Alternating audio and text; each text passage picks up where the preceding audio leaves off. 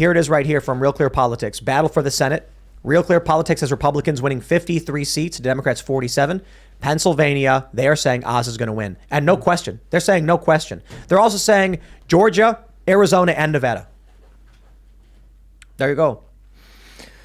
Well, what's interesting about that 53 number is it's bad for Democrats, obviously, in 2022. But it's awful for Democrats in 2024 because that map is very disadvantageous for Democrats in 2024. I mean, you look at places like New Hampshire, Pennsylvania, West Virginia, Montana. Georgia, specifically. Georgia. I don't know if Georgia is Nevada. up in 2024. Michigan, Wisconsin, Minnesota, all those states. They're going to lose more seats in 2 years. They put up Fetterman. He's going to be the guy that breaks the filibuster. Republicans aren't going to need a filibuster after 2024 if things break their way in these next two election cycles. Now, they may not, but this is what happens. I got it.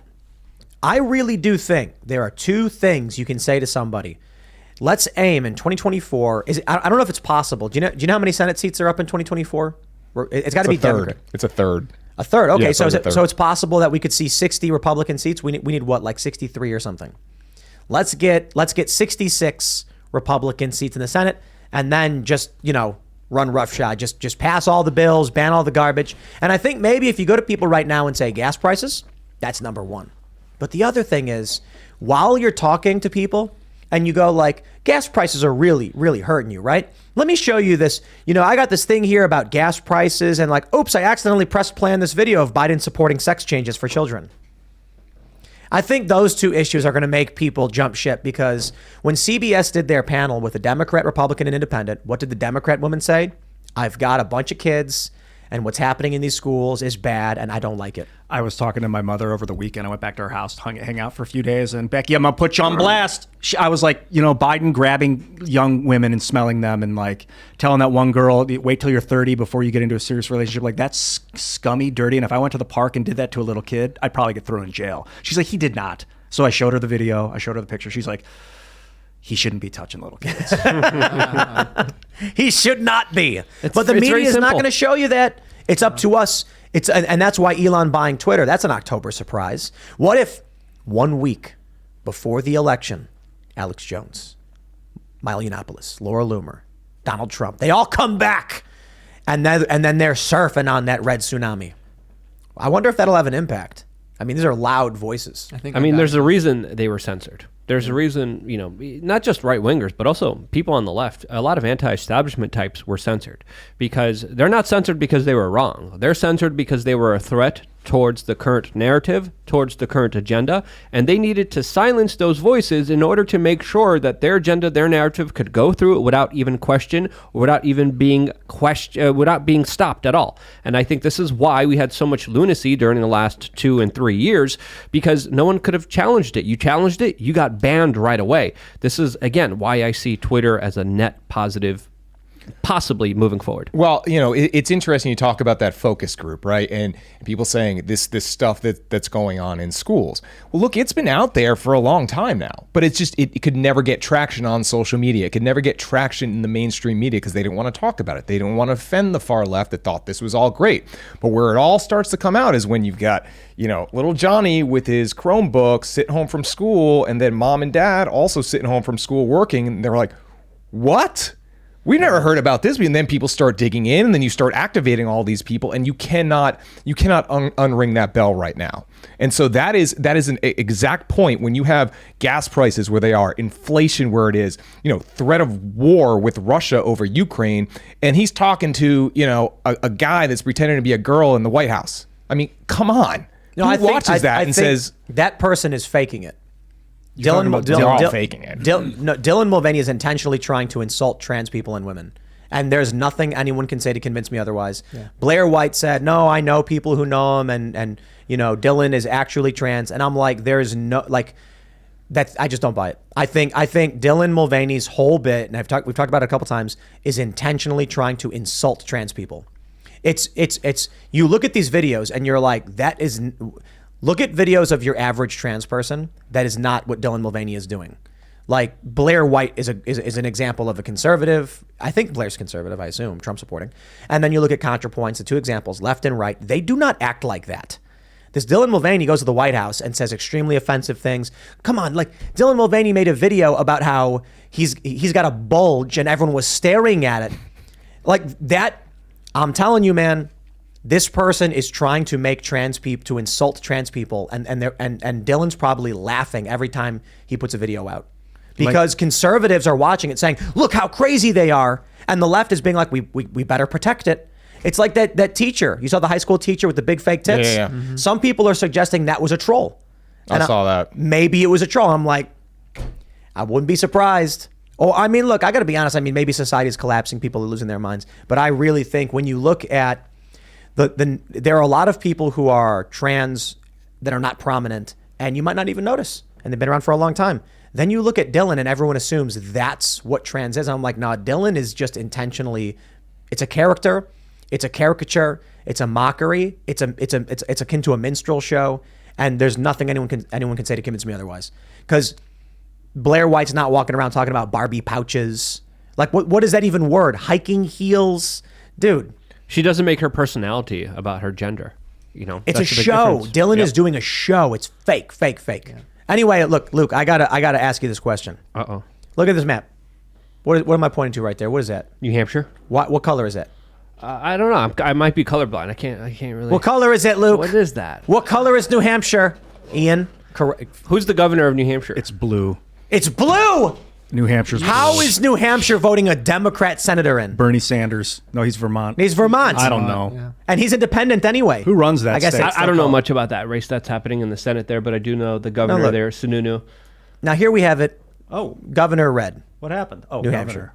I don't understand how you get a red governor and a blue. It's the Free State Project. A lot of purple. they call them mass holes.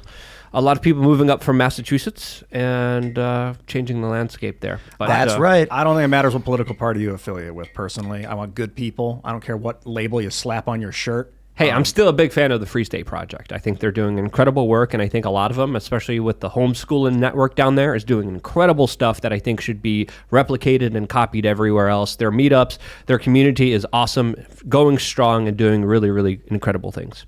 So they're not affiliated red or blue, Republican, Well, Democrat? they're in the local government. There's a lot of Free Staters in the state representatives.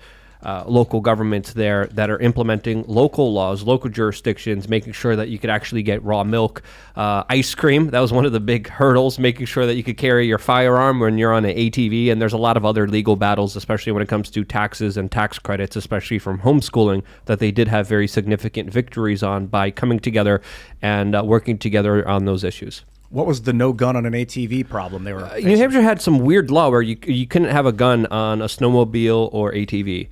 And they, of course, repealed it with work of the Free State Project in local government. See, this is what's brutal is that I pulled up 270 to win state house elections map. Only 31 states. So Senate and representative state legislatures, it's only 31 states going Republican. New Hampshire, of course, is red. Free State Project. Maine and Minnesota are considered toss-ups, so we'll see. But even then, it's only 33. We need a handful more, man. What do you need, like 30, 37 or something for a convention of states? Yeah, I think it was, who was it that we were talking to? Oh, it was Doug Mastriano. I mentioned, hey, convention of states, then we can fix everything. He's like, be careful with that because they can use that against you too. People can call a convention of states and like change laws. They can't outright. You still need to have the vote. Gun rights. So we talked to the Convention of States guys. They were on the show, and they said that's not what happens. A Convention of States allows a convention to occur where they make proposals, and then they have to vote on the changes to the Constitution. They don't just do it. Does it go to this? It doesn't go to the Senate. Bypasses the Senate. It's the states only. So it would have to be the Republicans voting. And then my question is, if the Republicans convene a Convention of States, is it going to be Republicans banning 2A, or are they going to be like, we reaffirm and restate the all? I mean, like the NFA outright violates the Constitution. We just, as a society, just allow these things to happen. The funny thing is, I should say the problem is most people don't care about their rights being eroded. That's it. Like everyone's being spied on. Mm-hmm. Nobody cares. It's that subtlety that people don't, it's when you don't perceive it, a little bit like erosion, slow erosion. Is unnoticeable almost. But when a big, huge chunk of land breaks off, that type of erosion, everyone freaks out about. Well, that's one of the points I brought up earlier with like local local issues, right? Most people are not tuned into what's going on locally. They'll tune into the national stuff because it's on television all the time, right? They need to turn on Fox or CNN or whatever network you want to watch, and they're going to be covering the Senate. They're going to be covering the House. They're going to be covering the presidentials. But maybe you have 10% of people on the right and 10% of the people on the left in these local elections that actually care. And then they show up to the extent they do in these low turnout local elections, and they're just guessing. They don't know anything about these people because they're not paying attention. They're busy with soccer practice. They're busy with school. They're busy with their day-to-day life. But that's where it all starts, right? All these people that are, running for these big offices now all get their start at the school board, the county boards, all these local offices, and they get in there and they start moving on up. And if people don't pay attention to what's going on locally, that's why we're in the problems we're in now. What kind of commitment is it to be local official? I mean, it's low paid. Like if you're a school board member, you get paid $20,000 a year. So you're not doing it for the money. You may be doing it because, you're an activist and you want your policies in place. Or more likely than not, you're a political climber and this is your first step to the next step. So you right off the bat, you've got to start, paying the favors that you owe and making sure that you're appeasing your base and playing politics at the local level. Do they convene weekly, monthly? Is it every day? How often does a school board member, for instance? Every 2 weeks. You do like 6 hours? They do like about a 6-hour public meeting. And then they have committee meetings, which are often, they could be virtual, they could be in person. It is a lot of work for them to do it. So, when you have people doing it, I kind of break it down as to, you've got the true activists, you got the political climbers, you've got the people that are actually went there because they believe in public service. And then you got the people that believe in public service, but have been so beaten down by the first two that they're just, checking in and checking out. And that's what local government looks like. So should we pay $1 million? Will that make sure that the people are there for the paycheck and not for the activism? I don't know. I don't think that's a real solution. I just think that it's always going to be activists. The problem is, where are our activists who want to be there? Yeah, I'm doing the show personally. Like you're doing a show. What are you doing here, Ian? Maybe you should be out running for office. I'm thinking, but I do think shows like this are massively influential because you can get a lot of people to vote the way you want them to vote when 10,000 people or 100,000 people hear your voice. Although nightly. Imagine, 10 years from now, Ian's governor of West Virginia.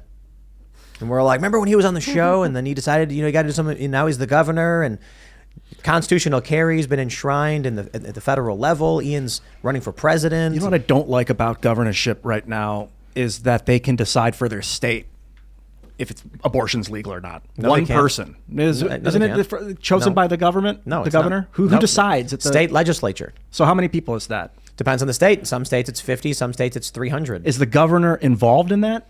So depends on the state. Some yes, some no. In some states, the way it'll work is the state house will propose a bill.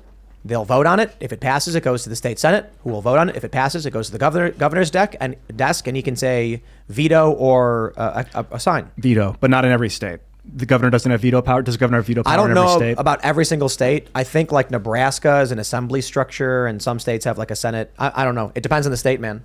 But they basically function like similarly to the federal government. I get edgy over top-down authority, but what do you think about governance right now? Do you think it's do you like the way it's set up? Yeah, I mean, it does depend on the state, but governance generally, locally, nationally? What are we talking about? Statewide governance with a governor at the top, president at the top of the national government, that kind of setup.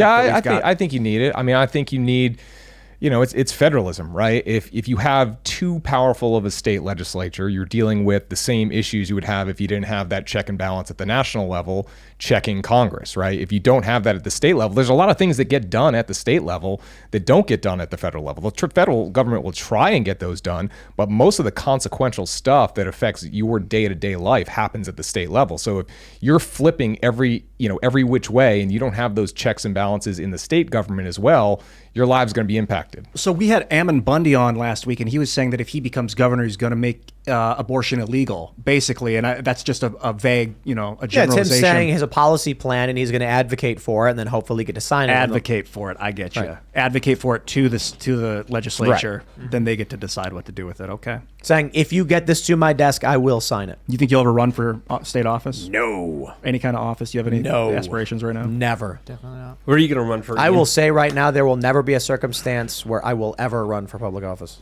I don't know if I can help people with public. I mean, I bet I could. I think what is the job is a lot of listening. Like you go in and there's 50 other people that want to talk, so you just wait and listen to everybody. The power's going to go to your head. You're going to do mandatory DMT trips for everybody. I could see it now. But I mean, if you do breathing to incite the DMT rush, yeah, dude. Holotropic breathing. that's call one it. way of doing it.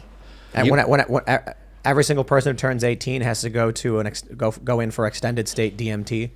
It's like a 3-day thing where they put you on a bed with the IV drip for DMT, and then a screen comes out of the floor and it's Ian's face, and he's like, "You can do this." I think the Aztecs. I don't did want to that. do this, man. You have to do this. Yeah, the Aztecs did that before. Obsidian ritual, cutting hearts out and stuff. A lot The of resistance. like psychedelics. The resistance breaks into Ian's palace chamber, and they're like, "It's over, Crossland. We're putting an end to." And then he hits a button, and it sprays DMT out on their faces, and they're like, "Ah!" Luke, do you have aspirations to run for office? I hate politicians. I don't want to hate myself that much.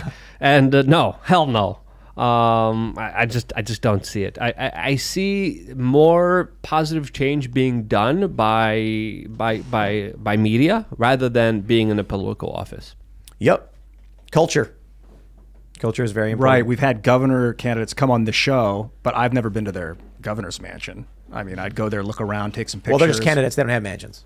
Okay. Who's more influential? Tucker Carlson or like your local congressman? Yeah. I mean, that's That's almost a question that I think is worth asking. Tucker for sure. Tucker. I mean, it depends. Celebrity is celebrity. AOC is a celebrity. She's really like fallen out of the limelight a little bit. The Democrats have really lost any. They haven't got anybody. Like, we said AOC the other day is an A-lister, but it's like she's really not getting the press these days. No, not at all. Yeah, the squad's gone. But the Republicans keep getting it. See, this is the fault of the Democrats who chase after the far right, they say. They made it so that Lauren Boebert, MTG, Trump, DeSantis are the news. And now nobody cares about their candidates. So, sorry, guys. You think you'll ever run for office, Ian? No, I mean, I agree with that. I think that, first of all, if you run for office, to be really good, you need to say, this is what I stand for, and I am not going to let the pressure get to me, where you start, compromising on your views, and then you start, you just lose who you are while you're running for office. And it happens to a lot of people. It doesn't happen to everybody, but you see it happen. Yeah. And I see it happen all over the place, where you're like, oh, well, that person said that because he was in a crowd of people that think that, and he doesn't want to lose that vote, or she doesn't want to lose that vote. And then you just, it's sort of a natural reaction, I think, for people. And there are other ways to sort of influence policy, to influence, culture, beyond just running for political office. I think you have to have the right characteristic, right stuff to run for office. I've never thought that I would be that person. It happened to AOC. She was talking about how big and bad the military-industrial complex was. Now she's one of their biggest supporters and funders. Right. These people are pathological liars. This is why I hate election season. They're lying through their teeth. They're full of crap on almost every single issue. And I don't care if you're a Democrat or a Republican. There's very few people that are able to actually impress me and talk about the real legitimate issues that actually matter, instead of just giving me generalized platitudes that don't amount to jack-ish and only amount to them trying to get you to support them. And whenever you're a human being that puts your power, your energy, whenever you put someone else above yourself, you're committing an act that shouldn't be respected. You shouldn't be a simp for politicians. You should believe in yourself. You should empower yourself. And at the end of the day, one person who's going to fix all your problems, it's not going to be that politician. It's going to be you, when you decide you had enough of the bullcrap and you're going to make changes and decisions in your life that actually benefit you, instead of giving up all of your power to Mr. Douchebag or Mr. Turd Sandwich. But isn't it just so much easier just to not think about it, Lou? No. Just give up. Yeah, well, when you see the atrocities, when you see so many human beings being poisoned, being screwed over, being absolutely robbed of their wealth, robbed of their futures, no, it's not easy, because the amount of hurt that politicians are putting on the American people doesn't amount to any form of laziness or convenience that just by voting them in. But I wonder if that's just part of the system, the structure of the system that people have, because you're saying like almost every politician becomes some sort of scum, and that's an extreme way. Predominantly most. And is that, I wonder if it's all of them, either that's a problem with humanity, which may be, but I want to think better than that it's a problem with the way the system's set up, that people all of a sudden they get some votes and now they have more power than you. Maybe it should be that they have ability to alter. What were you going to say? Yeah, so I liken it to this, right? So you've got your network shows, right? Your sort of mass consumption sitcoms, and they're on broadcast, right? And they do well, and a lot of politicians are like that. But then you have your really good shows, smart shows, that are still able to achieve success. You know, could be on HBO, could be on any of these other platforms. So you still do have that, but you have to really be able to balance, popular appeal, but staying true to your ideals, right? That's what makes not just a good politician, but a good elected official. We do have a lot of these, generic broadcast network shows that are about on television. You see the promos for them when you're watching the NFL over and over again for 20 years. That does make up a lot of the political class. You think there are elected officials that aren't politicians? I think there are elected officials that will engage in being a politician to get to office and then actually do the job that's required of them. But being a politician and being a candidate, I mean, you've got to make phone calls and ask people for money. That is the worst thing in the world. I don't know how anybody ever does that. I've got to pack out and loud and fight for schools. I called some people last summer to try and raise money for, our recall efforts. It was horrible. You're like, can you give me, what can you do? Well, I can give you $200. That's awesome. Thanks. We're like, what'd you do? You only asked for 200? Yeah, I can't ask for more. That sounds horrible. I don't want to do that. I know. But I used to do nonprofit fundraising, and I would always, this is what the average person comes in. So doing this canvassing, they'd be like, can you give $5 a month? And they'd be like, okay. And they'd be like, okay. And then I'd be like, why don't you ask for 100? I can't ask for $100. I'd be like, are you kidding? Let me show you it's done. I walk up to a guy and I'm like, we want you to sign up. And I've got like a trainee, and they're like, what's it going to cost? I'm like, I'd like you to give me $1,000 per month. And then the guy just laughs. He's like, are you kidding? And I was like, oh, no, I want you to give me $1,000 per month. Otherwise, who else is going to help us stop deforestation? And the guy goes, oh, I can't give you $1,000. I'm like, how about $100? And he goes, I can do 100. And I'm like, you get what you ask for. That's the thing. But I get it, man. Fundraising is brutal. Oh, so, yeah. I mean, that's another reason I wouldn't want to be in politics. I would do it like via internet video, where but I don't even know if it violates YouTube's terms of service. But of course, you could have your own social network and work off mines and things like that. Yeah, I don't understand that. Politicians should just be putting out broad spectrum videos where they're like, I need you guys to donate today. Here's why. And then just do like a 10-minute podcast, YouTube video, social media, put on all the platforms. That's way more effective than picking up the phone and calling random people. But then they use the pick up the phone system to be like, well, that means I need to hire 10 people, which means I need to raise this amount of money, because you don't need money to be a YouTube star. When I started, I had nothing. I had a $60, $30 webcam and a $15 microphone. You know how you win these days? It's like, think about anything they're doing. They're going door to door. It's like, just film everything and post videos. Making phone calls, buying commercials. A commercial is less effective than you making your own video that goes viral for whatever reason. So, when Bloomberg was running, he put $500 million or whatever into this race, and all these YouTubers started getting tons of money. And they're like, that's just, I guess when you're a really unpopular guy with really horrifying ideas, you have to pay for it. But if you're a politician, you want to run and you got good ideas, you can just do all earned press, make YouTube videos. You don't need to spend a single dime on it. Donald Trump, it was all earned press. He spent very little money relative to Hillary and other candidates, because they just kept talking about him on the TV. Mm-hmm. He knew how to do it. But that wasn't even him making his own YouTube videos. Nowadays, you can just make your own YouTube show and be like, hey, I'm running, and give me money. Yeah. I mean, think about this. People are members at timcast.com so that we can make more shows, and we're not even running for office. So, people are willing to sign up to help, to contribute. You just got to be better at it, I guess. It's always driven me nuts how, like, the great politicians are the people that don't want to do it. They're like, I don't want that power. I don't want that. It's not right. but then you're like, but you have to because you're the right guy. Like you're the one that will put it down when you're done with it. But no one's going to force you to do it. So unless you take the reins and make yourself go. So Ian, you're gonna have to run. It's got to be so President specific. Crossland. I mean, to do politics, you're up against the global, and then you take the military into account. And it's like, oh my God, do I want to be in charge of who lives and dies? I mean, I'd rather me than somebody else, but... I want everyone to imagine Ian sitting at the Oval Office desk justifying why they had to drone bomb that Pakistani village. Dude, it's so gross. I know, it's like... No, but you like think about the kind of person you could imagine saying something like that. But then you have real threats where like there's an invasion force. It hasn't happened really in our modern history to the United States. We don't have any. Yeah, we do. Haven't had a real invasive threat. What do you mean?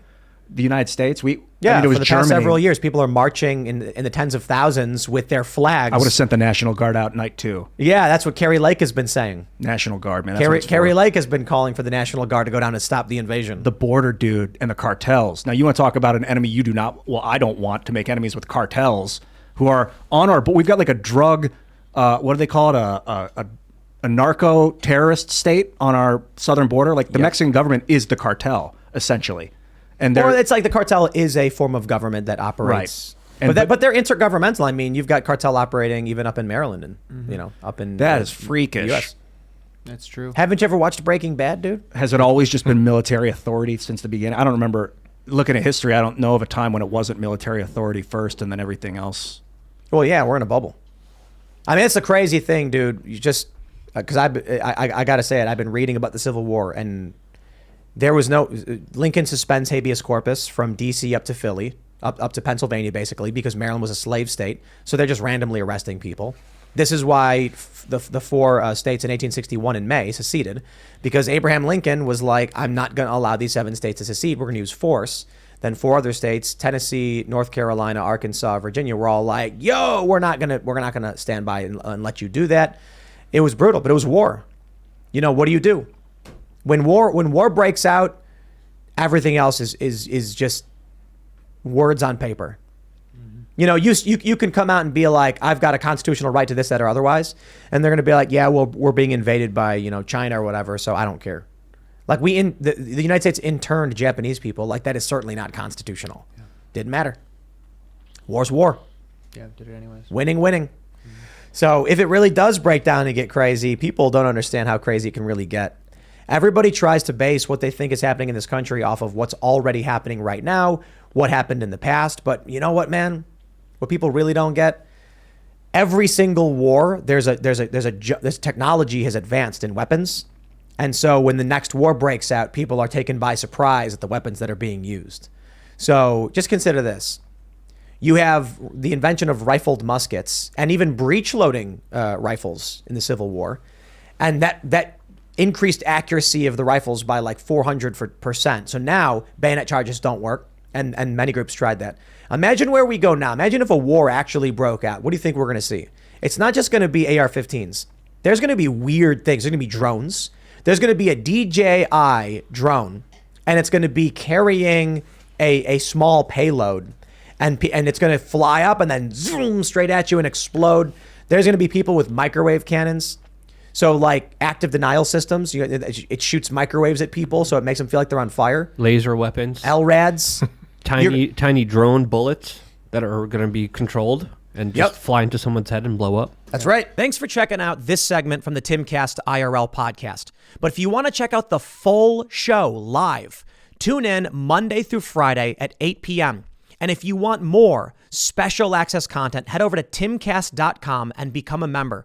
Your membership helps sustain this company, keep our journalists employed, makes this show happen, and you will get access to exclusive members-only segments of the Timcast IRL podcast, and there's a massive library to check out. So again, go to timcast.com or tune in Monday through Friday at 8 p.m., and we'll see you all there.